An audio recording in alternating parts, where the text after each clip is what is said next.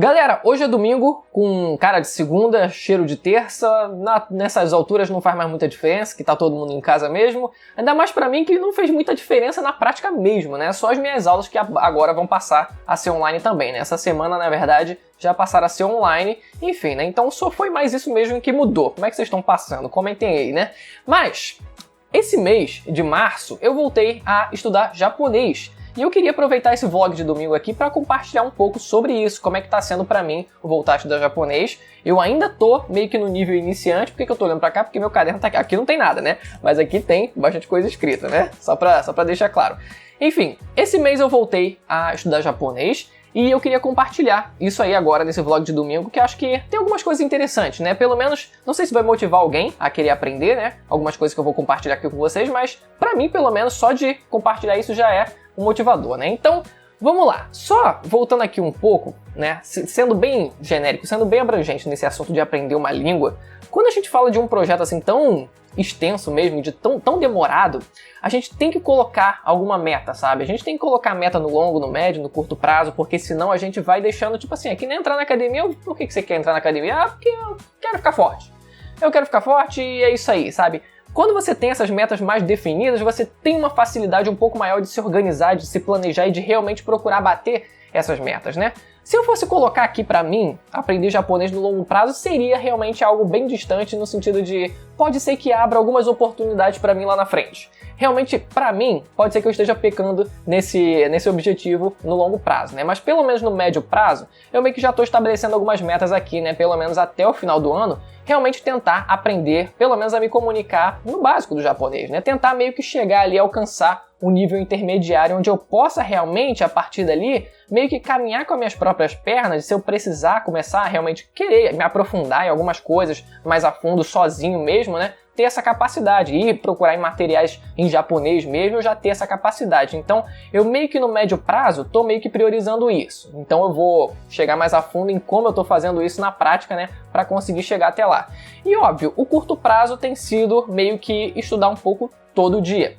Claro que todo dia isso não acontece, né? Tem dia que acaba ficando mais complicado de fazer, tem dia que a gente consegue um pouquinho menos, mas o importante é sempre olhar para o dia seguinte e voltar a continuar os estudos. Não parar, não ficar desanimado porque num dia não conseguiu ou 2 dias não conseguiu. Tem que sempre seguir em frente. O meu primeiro contato mesmo com o aprendizado de japonês, né? Não tô falando aqui das mídias japonesas, anime e mangá, que é o que a gente fala aqui no canal, mas realmente a procurar aprender japonês, o meu primeiro contato de realmente o aprendizado do japonês foi com o curso online. Foi com o curso online já tem alguns anos, só que por mais que eu tenha gostado muito do método, tenha realmente curtido pra caraca a velocidade com que foi realmente aprender um pouco do básico do japonês, eu realmente não consegui me adaptar à disciplina de ter realmente que estar lá sempre presente estudando, sabe? Por mais que tivesse um prazo e tal, sabe, eu sinto que no longo prazo aquilo me prejudicou, eu não consegui me organizar em casa para realmente manter o foco ali, de realmente ter essa disciplina de estar sempre estudando japonês. Então acabou que eu não concluí o curso. Essa é a conclusão dessa parte, né, que eu não concluí o curso. Mas agora, voltando agora, né, no final do ano, né, de 2019 e agora, começo de 2020, né, tendo esse intervalo de tempo, né, porque a professora tirou férias, eu também tirei férias, enfim, agora a gente está de volta aí com as aulas, mas eu passei a ter aulas realmente presenciais. Claro, agora não são exatamente presenciais, né? São por Skype, porque tá nessa situação que tá. Mas mesmo assim, a princípio seriam aulas presenciais, mas o que eu quero dizer é realmente ter um professor lá.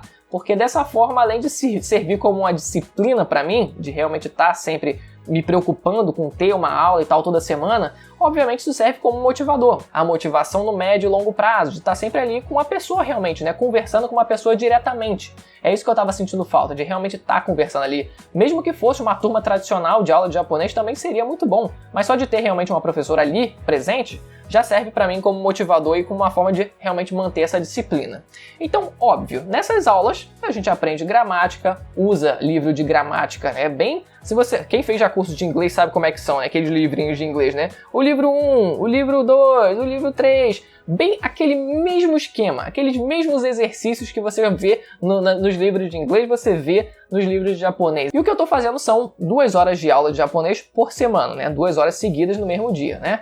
Então, eu ainda sinto que é pouco, tem gente que opta ainda por menos, por só fazer realmente 1 hora de aula por semana, o que eu acho que é extremamente pouco. Se a pessoa ainda depois não toca durante a semana no japonês para procurar estudar sozinha, não vai andar muito rápido. Não vai andar muito rápido, vai demorar muito, ainda mais que é uma língua extensa para aprender, tem muita coisa para aprender. Então, óbvio, em paralelo ao que eu estou estudando, né, nas aulas tradicionais mesmo, né, da forma como a gente está fazendo, eu estou também procurando estudar sozinho, que eu vou chegar lá em seguida. Mas a gente está tendo, óbvio, né, um pouco da gramática com esses livros bem tradicionais mesmo, que a gente pega os exercícios para fazer, realmente procurar ali aprender um pouco de vocabulário, bem aquela coisa mesmo, cada capítulo tem uma temática de comida, de lugares, de família, bem aquela coisa bem simplesinha mesmo que serve para você adquirir aquele vocabuláriozinho inicial e ir começando a praticar, né, formulação de frase e tal, e aprendendo essas coisas, os tempos verbais. Aliás, essa parte inicial mesmo de como funciona a estrutura das frases, como funciona, né, esses tempos verbais, né, na negativa,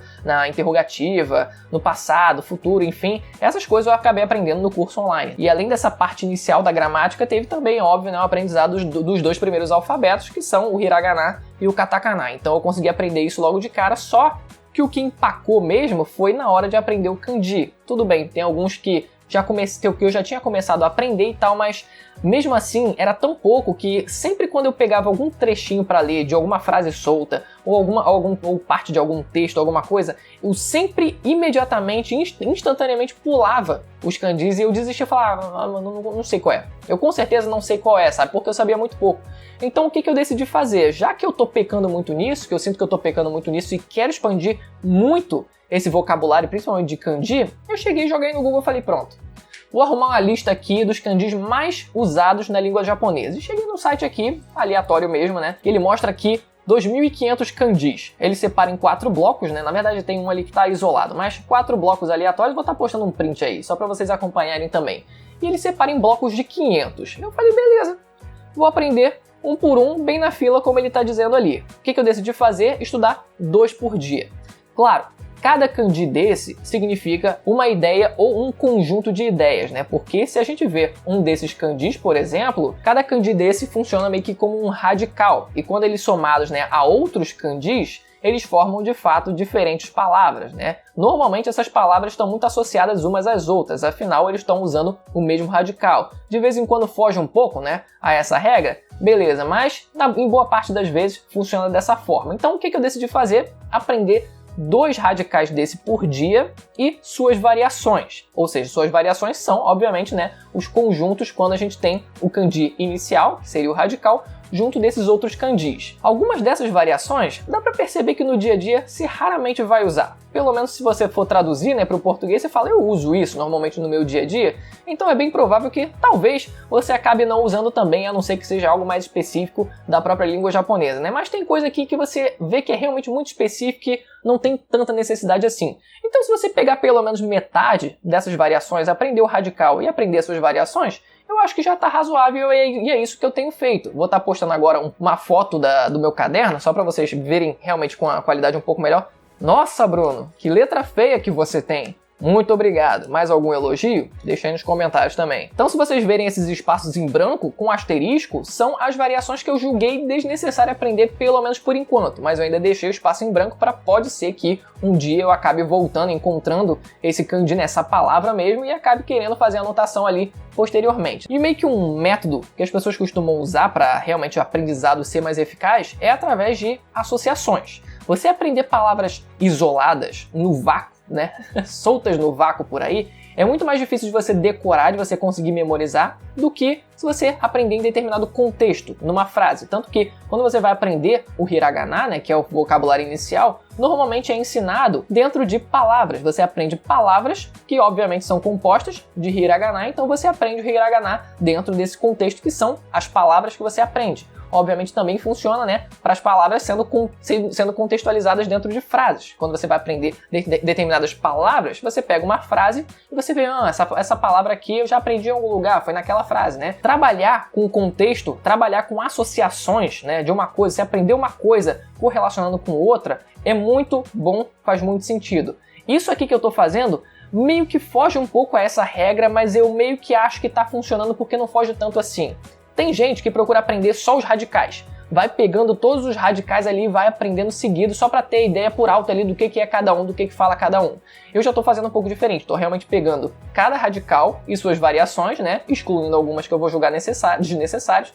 Mas, como eu falei aqui, várias dessas variações estão relacionadas umas com as outras. Se eu pegar aqui, por exemplo, um exemplo aqui, o radical de tempo ou hora. Se a gente pega as variações, por exemplo, vai ter o de kan, vai ter o de ki, vai ter o de dai, vai ter o douji, vai ter douji, itji. Então todos eles são relacionados a tempo, hora, período de tempo. Então tudo tá relacionado. Então eu acho que fazer essas associações se torna muito mais fácil. E eu meio que estabeleci essa regra de tentar aprender 2 desses por dia, né? 2 radicais desses por dia, junto com as suas variações, com exceção das que eu julgar desnecessárias, né?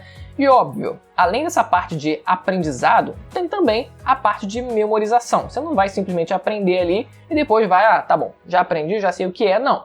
É muito importante você ter um momento de aprendizagem, isso eu aprendi no curso que eu fiz, né? Você ter um momento de aprendizagem e você ter um momento de revisão, de memorização. Então o que eu pego no meu caderno quando eu vou começar a estudar? Eu volto lá para o primeiro kanji que eu aprendi, tampo a resposta e tento adivinhar qual é a palavra. Assim eu vou fazendo com tudo que eu vi até o dia anterior.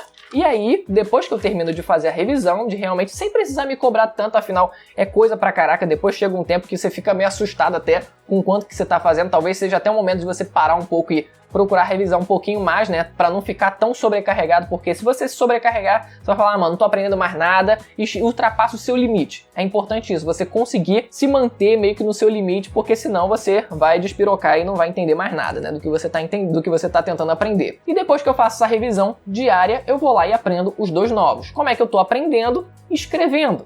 Muita gente deixa essa habilidade de lado, não se preocupa em tentar realmente escrever. Você pode até se virar com isso. Pode ser que realmente aconteça. Eu vi um relato, tava vendo um texto de um cara que ele realmente aprendeu sem precisar, de fato, aprender a escrever os kanjis. Só que ele fica defasado nesse sentido. Claro que hoje a justificativa dele foi de que, cara, a comunicação é praticamente inteira digital para ele, né? Então ele não tem tanta essa necessidade no dia a dia e, óbvio, já caiu meio que na zona de conforto e nunca mais vai aprender, provavelmente, a escrever kanji. Então, eu não quero ficar defasado nisso, porque em alguma hora eu vou sentir falta. Em alguma hora vai precisar e eu prefiro que isso não aconteça. Então, eu vou lá e começo a passar para o papel o que já está no computador. Eu vou lá e começo a tentar desenhar o kanji. A letra é feia? A letra é feia, mas com o tempo, né, com paciência, isso vai melhorando aos pouquinhos e você dá tempo do cérebro absorver, com você escrevendo bonitinho lá com calma e depois relendo tudo bonitinho. Aquilo é o tempo necessário para você começar realmente a absorver aquele conteúdo. E depois você vai, obviamente, fazer a revisão. Vai entrar no processo de revisão para você jogar aquela informação toda na memória de longo prazo para realmente você não esquecer. Óbvio, isso aqui não está num contexto textual, né, de você aprender o kanji em alguma frase, mas mesmo assim eu acho que está funcionando comigo e, óbvio, quando eu reler isso em algum outro contexto, né, óbvio, eu vou lembrar, pode ser que eu não lembre de imediato, mas caraca, eu já vi isso aqui em algum lugar. E aí faça essa associação logo de cara. E outra coisa que eu tenho feito também, na verdade eu não fiz tanto assim, eu fiz algumas vezes só, que é um mangá que é muito recomendado para quem quer aprender japonês, que é um mangá chamado Yotsuba-to. Esse é muito manjadão, realmente é um pequeno slice of life, bem suave de ler, mas que você ainda assim, se você principalmente tiver no nível iniciante como eu, tem que ter muita paciência, porque cada página de leitura do mangá não vai ser ligeira, né? Vai pelo menos levar ali uns 10, 15 minutos para você realmente cobrir ali todos os significados, pegar a palavra, jogar no tradutor, entender o que é, procurar entender o contexto como um todo. Demora, tem que ter uma paciência de Jó. E eu às vezes não tenho. Na verdade, normalmente eu não tenho essa paciência, né? Mas se você tiver uma paciênciazinha, vale a pena, né? Esse é um mangá muito indicado. Eu vou colocar até o link, se vocês quiserem baixar esse mangá em japonês, que eu tenho ele baixado no meu computador já, né? Então se vocês quiserem, eu vou estar facilitando a vida de vocês e deixar na descrição. Mas é isso que eu tenho feito. Vamos ver se eu consigo bater a meta aí dos 500 kanjis até o final do ano. Mas esse foi o vlog de domingo. Espero que você tenha gostado do vídeo. Deixa o like mais uma vez, como sempre. Se inscreva no canal e ativa o sininho para receber as notificações dos próximos vídeos, beleza? Até a próxima, tchau!